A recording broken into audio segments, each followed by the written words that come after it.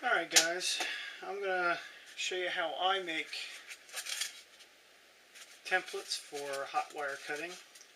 I actually use good old Adam's Ready Board right there. Cleared off a space on my bench to show you guys how I do it. So what I actually do is online I found for wings I use an NACA Excel spreadsheet. It's I've got a 5-digit and a 4-digit series, and this is actually half of one because I want just a basic half bottom airfoil to show you. This is actually the wing tip that I used on Scratch Build Thunder and Lightning from our C groups. But so basically all you do, I cut it out on 1 10-pound cardstock. That way you have a nice hard edge when you cut it out, and you can just trace it onto your foam. Just trace it right onto the foam and then cut it out, and that's what you're left with. Just a piece of foam. And what you're going to do is you're going to use these flat edges to help guide your hot wire when you go to cut.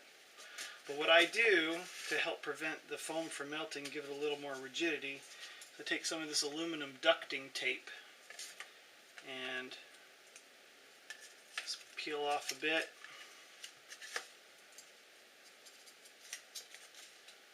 Just stick it on there. Doesn't have to be too fancy. I mean, you want to try to keep as little wrinkles in it as you possibly can.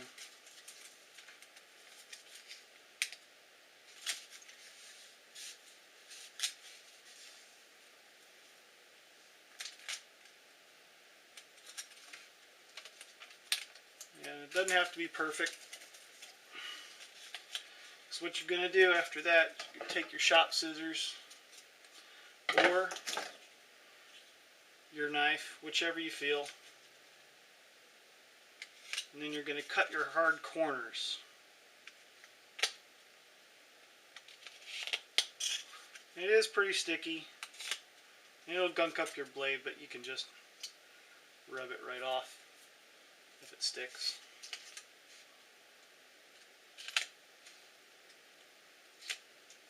So then, after that, after you got your hard points, I do the top parts first. If there's any over the back side, I do those after. It doesn't really matter, but point is to keep this as smooth as possible. Okay?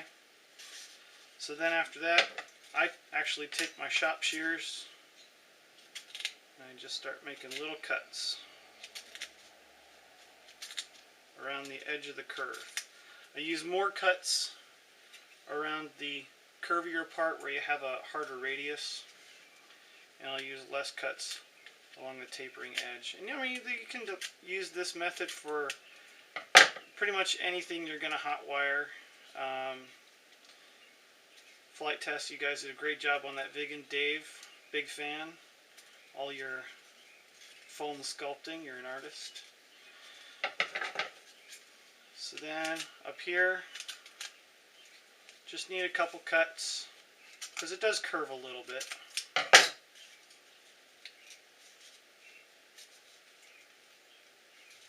So for those who've ever been bored in Spanish class in elementary school, you had a stick of gum.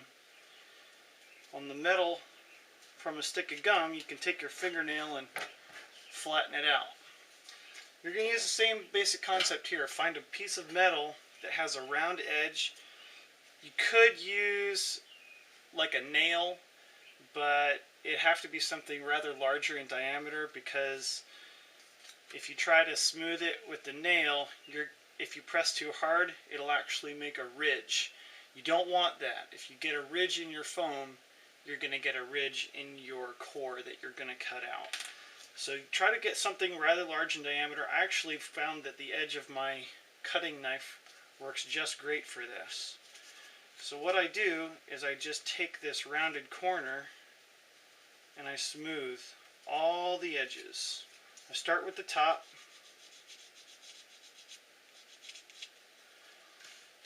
Work myself around.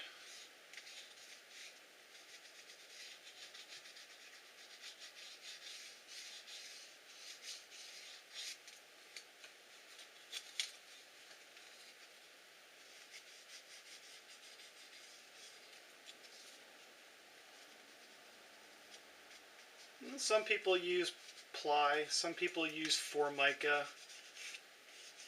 This isn't nearly as expensive. So yeah, any ridges that you're going to get, they're going to be pretty minor. And when you do a core, I mean, there's going to be some sanding involved. So, I mean, you can't expect it to be totally perfect.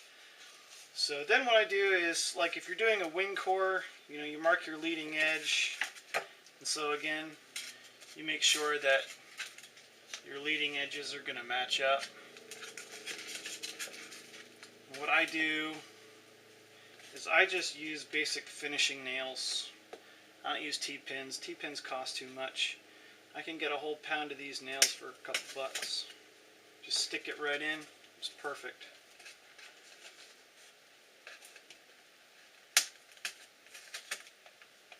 Right like that. Holds just fine. Now I clear my workspace. And I just use a car battery charger. Angle the camera up. Use a car battery charger, and then I've just got a project box that I've got a plug and a dimmer switch, and I have the dimmer switch wired to the plug, and then I just plug the battery charger right into it. So it's like a dimmer switch for the battery charger.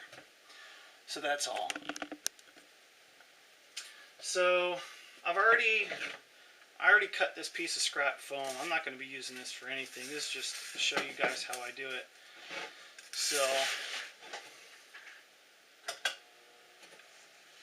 got my bow heating up, and then I just slide it along.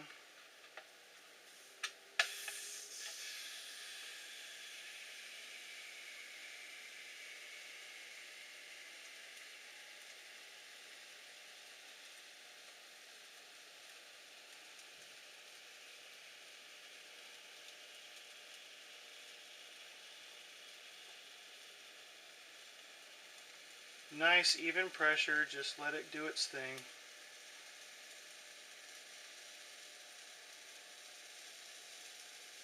Try to force down a little bit, that way it stays on the guides.